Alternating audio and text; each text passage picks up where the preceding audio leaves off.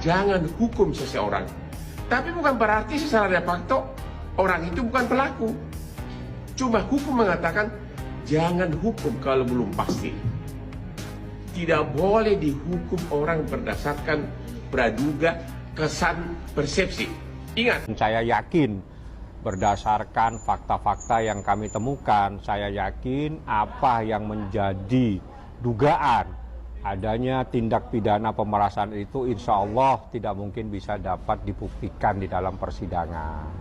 Itu adalah keyakinan kami karena ada beberapa unsur-unsur yang tidak perlu saya sampaikan dan itu adalah menjadi kunci di dalam permasalahan ini. Nah, insya Allah seperti itu. Jadi ini adalah bagian dari perjalanan proses hukum ini dan ini mau tidak mau harus dilalui. Harus dilaksanakan oleh Nikita Mirzani dan Ismail Marzuki. Dia dalam keadaan santai, saya ketemu, saya ngobrol, saya jelaskan, insya Allah Rebo kita sidang, kasus perdatanya tetap berjalan, ya udah lanjut aja bang kasusnya, kita cari kebenaran, saya bilang karena apapun, walaupun kamu dalam keadaan ditahan bukan berarti Nikita adalah orang yang bersalah telah melakukan tindak pidana pemerasan seperti itu. Iya kalau Niki kan udah kuat memang orangnya. Dan bagi dia, jadi gini kalau Niki itu memang merasa yakin bahwa dia tidak pernah melakukan sesuatu yang menurut dia bahwa itu adalah tidak melakukan sebuah perbuatan yang melanggar hukum atau melakukan dugaan pemerasan, dia pasti tegar. Itu Niki, karena Niki yakin bahwa dia tidak merasa melakukan pemerasan. Bagaimana dia nggak kenal dia yang dimintain tolong? Seperti itu ya. Ada juga kendaraan nih bang. Mungkin... Saya nggak tahu itu kendaraan siapa. Yang jelas mobil Niki, Alphard, dan ada beberapa mobil tidak ada yang disita. Saya nggak tahu itu mobil siapa, coba tanya. Jadi Anda tanya nggak itu mobil-mobil apa? Kan mobil Niki kan Anda tahu, ya kan? Dan itu bukan mobilnya Nikita, saya nggak tahu mobil apa, itu mobil siapa dan apa kaitannya, saya nggak paham. Uangnya bukan juga uang Nikita, Bang? Kalau uang Nikita. Selain itu apa lagi yang disita? Saya nggak tahu. Yang namanya sangkaan, yang namanya laporan, sangkaan dan dakwaan itu adalah sebuah hal yang masih belum final. Jadi harus bisa dibuktikan. Proses pembuktiannya adalah di persidangan. Nanti kita akan ungkap seperti apa. Itulah kita uji semuanya karena semua pasal itu ada sebuah unsur. Unsurnya itu melekat dan tidak bisa kita ganti-ganti. Contohnya kasus pemerasan itu berarti kan ada ancaman, kekerasan dan sebagainya. Ya oke lah nanti itu urusan di ruangan sidang ya. Untuk agendanya apa Bang? Yang sidang yang akan sidang perdata dilakukan? Ya kita ikuti proses perdata kan biasanya ada pemanggilan, nanti seperti apa. Nanti hakim perdata yang memutuskan apakah mediasi dan seterusnya. Karena berdasarkan peraturan Mahkamah Agung apabila para pihak sudah lengkap, proses selanjutnya adalah mediasi seperti itu. Tapi kan Niki sendiri akan dihadirkan ya Bang? Kan kemarin ya kalau misalnya memungkinkan dan diwajibkan. Karena kalau peraturan Mahkamah Agung itu diwajibkan hadir. Nah nanti kita lihat. Itu kan masalah teknis ya, apakah memungkinkan atau tidak, nanti itu kewenangannya ada di tangan jaksa. Kalau pengadilan perdatanya bisa kita uji, maka dengan sendirinya case yang pidana ini harus di-hold lebih dulu, harus untuk sementara di-hold atau dihentikan dulu sambil menunggu perkara perdatanya. Karena ini terkait, walaupun persoalannya beda, rezimnya beda, tapi ada keterkaitan. Keterkaitannya itulah terkait dengan peristiwa hukumnya. Peristiwa hukumnya itu adalah keterkaitan antara cairnya uang 4 miliar ini uang apa. Inilah yang saat ini kami uji. Nah berdasarkan percakapan yang kami terima, baik dari Ismail maupun dari Nikita, mereka lah yang meminta tolong sehingga ada sebuah deal atau kesepakatan. Dari 5 miliar ditawar menjadi 4 miliar, dibayar 2 kali 2 miliar. Dan minta kalau bisa nanti direview. Inilah sekarang yang kami uji. Kalau perkara ini ada lawan prestasi, maka dengan sendirinya kasus perdatanya akan menjadi gugur. Seperti itu. Kasus pidana. KTP 21 seperti apa Bang? Bisa dijelaskan? Ya, per tanggal 21 itu dapat kami pastikan setelah kita lakukan konfirmasi ke tim penuntut umum bahwasanya sejak tanggal 28 Mei hari Rabu 28 Mei itu sudah dinyatakan berkas P21, artinya ada pernyataan dari JPU, ada penyidik bahwa formil maupun material, sehingga layak untuk dimintakan pertanggungjawaban atau disidangkan di depan majelis, begitu kira-kira. Minggu lalu sebelum libur. Pelimpahan tahap 2-nya sendiri gimana Pak? Untuk tahap 2 ini masih menunggu kabar dari JPU-nya, karena informasi antara koordinasi penyidik dengan penuntut umum bahwasanya informasinya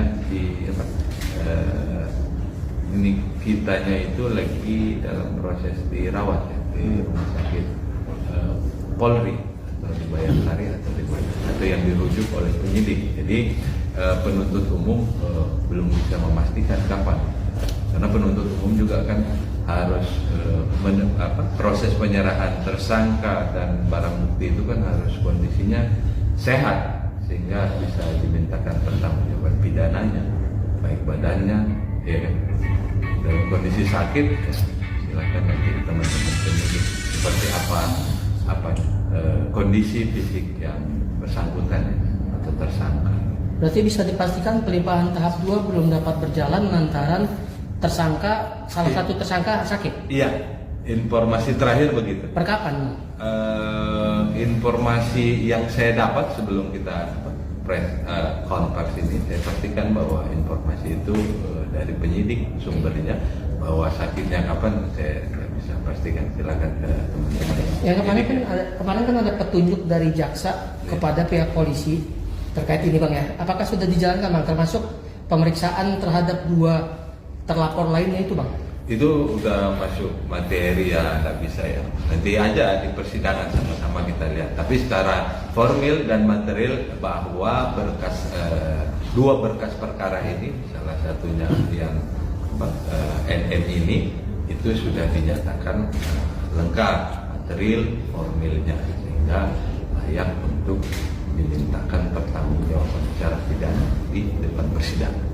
Tapi 2 terlapor lainnya kan, karena ini dalam satu rangkaian, dalam satu laporan itu Bang, kan ada 4 terlapor.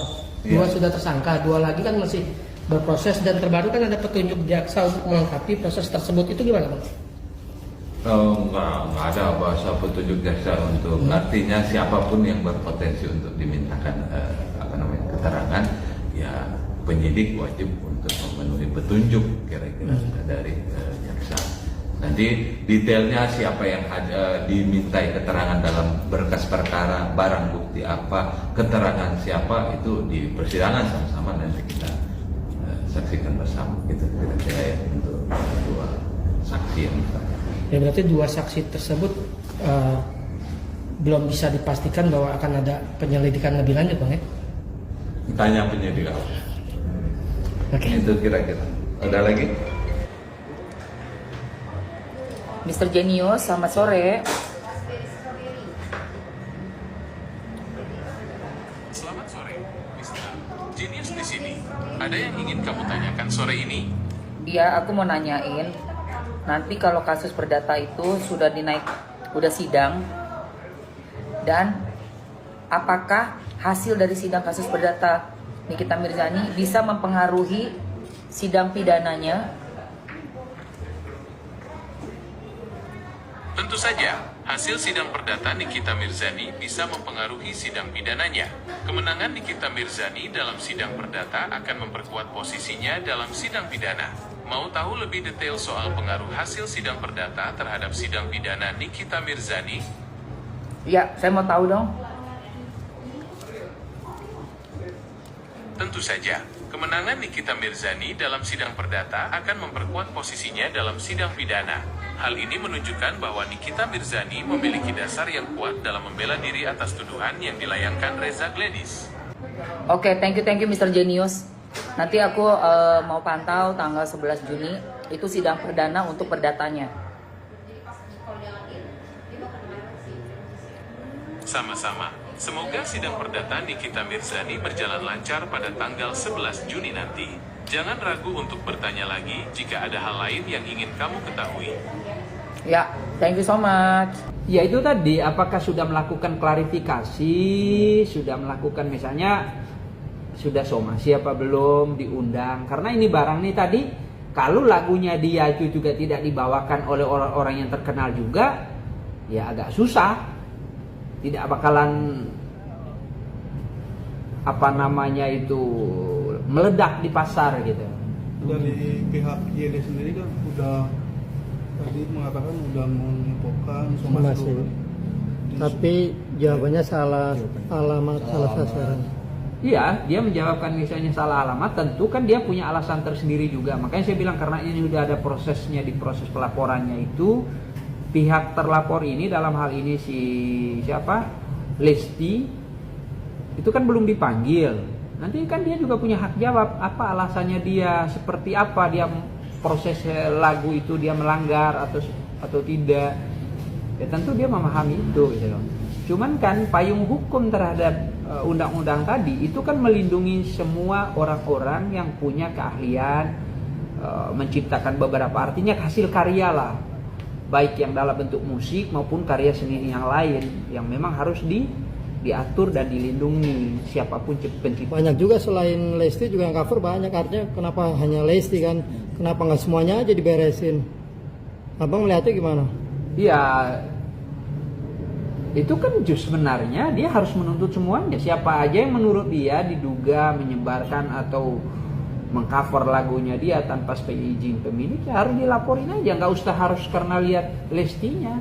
Tapi yang perlu dia tekankan di situ bahwa pembelajaran hukum terhadap kalangan masyarakat gitu. Jadi nggak usah karena Lestinya, tapi murni karena penegakan hukum, menuntut haknya dia kan. Tapi karena dia tadi, maka saya bilang kalau kita mau balik juga ya karena Lesti juga kan lagu itu jadi terkenal.